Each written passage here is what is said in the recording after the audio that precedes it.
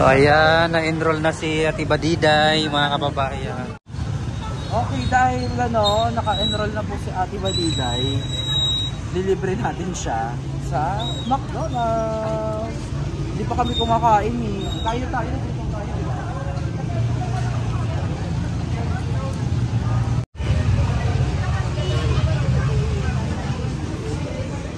Daming tao.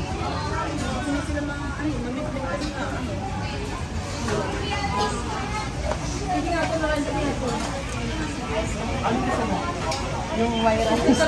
Yung may rice. Ay, ito siya. May rice ba? May rice na. Diba sabi mo ayaw mo na mag-rice. Hindi ko yun mo. Ngayon, kasi yun, may rice na muna. Ay, grabe. Tapos, ano pa? Gusto mo ng coffee o soft drinks? Soft drink lang. Ha? Soft drinks na lang.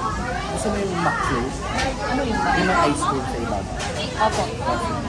Ngayon lang yun, kasi mapagalita tayo ni Tita Pipi. Sabi mag-diet ka daw. Kasi Ngayon gutom lang yan. yan. Gutom. May mga nag-comment doon na hinahinay ka doon sa kain. Nabasa mo? Opo. Pero sabi naman ni Kumaring Iron, okay lang naman daw kahit lumaki ka ng lumaki para na mahirapan ka sumayaw.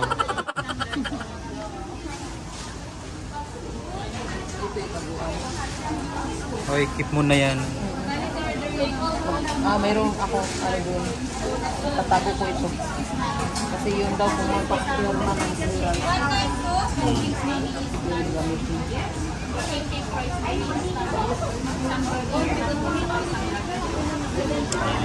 So mas parang mabigat yung first sem mo. Kasi siyam na subject agad eh.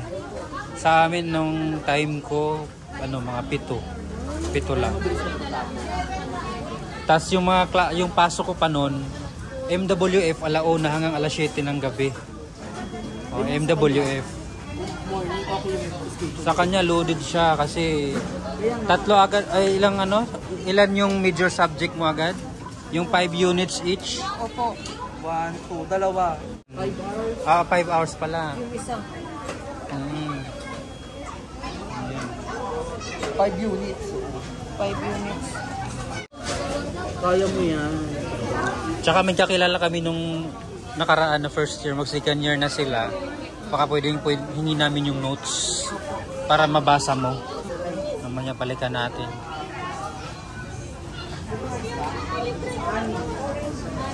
Tsaka yung anak ni Ma'am Belen, third year na yun magpo fourth year na. Baka may mga notebook pa siya nung first year niya. Pwede nating kunin or hingin natin para at least meron ka ng ano yung mga topics ninyo, gano'n. Hindi daw ng Libro. O kailangan mo talaga yan. Yung chemistry naman, di ba, alam mo naman yun sa high school. Pero biochemistry kasi yan. Pero at least may idea kayong mga chemical symbols, mga gano'n. What is the symbol of gold? Ano yung iron? Iron. Mamaya magano tayo, ganyan tayo. Fe, di ba, iron? Yung aluminum, EL, yan.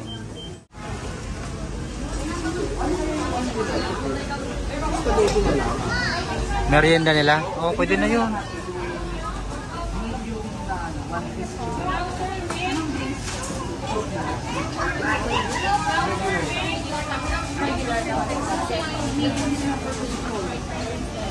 So ayun mga kababayan, tapos ako tayong kumain. Hindi po kayo. Wala walang natira. Kahit pagkain ng aso, kinain na. Siya hindi kagagawa. Diba? So kumusta naman yung breakfast/lunch? Brunch. Okay lang. Hindi pa, butong pa daw siya. Ito pa may burger pa siya. Hindi na. Kumusta naman yung McFloat mo? Ayaw mo na hindi mo kailangan tulong? Meron pa siya burger ba? Tama na. Hindi niya kailangan ng tulong mga kababayan natin na sa McFloat. Huwag ka na matakot kay Tita Bibi. Love na yun ang naman niya. Tayari ka sa akin.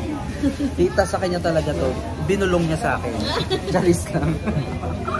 Sabi niya, magpapabili pa daw siya ng empanada. Sabi niya sa akin, Sir RJ, baka pwede makahirin. Sabi ko, ano yun?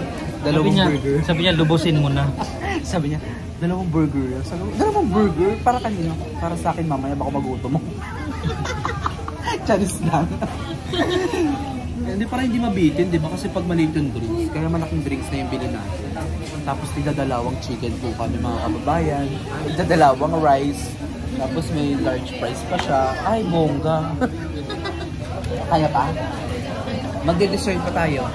Hindi na daw. Hindi na kasi na. No space for new message. Uy, kailangan mo mag-diet kasi baka hindi magkasya yung uniform mo. Mahirap humanap ng plus size. Baka mangyari niya magpasa-itsa na tayo. Oo, mag-ano lang ako mag-exercise.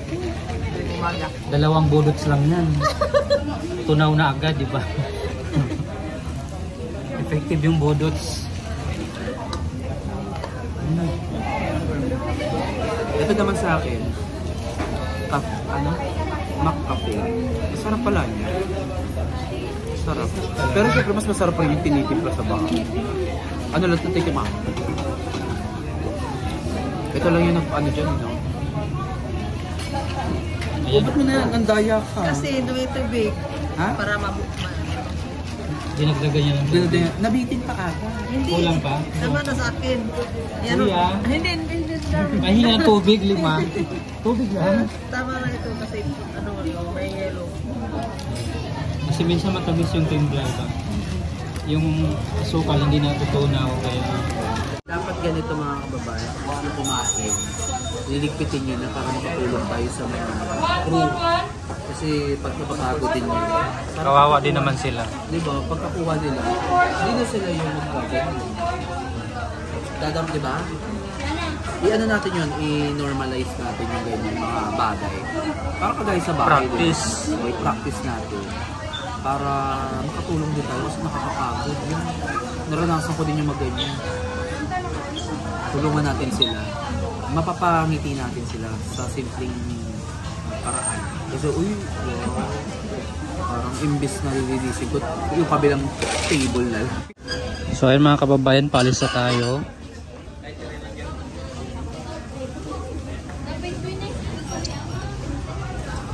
So maraming salamat sa pagsubaybay. Please don't forget to subscribe po dito sa Kuya Juan Show, kay Kupars Vlog, kay Tita PB Love, ang PB Love, at kay Dadso Vlog TV. Thank you so much po. God bless mga kababayan.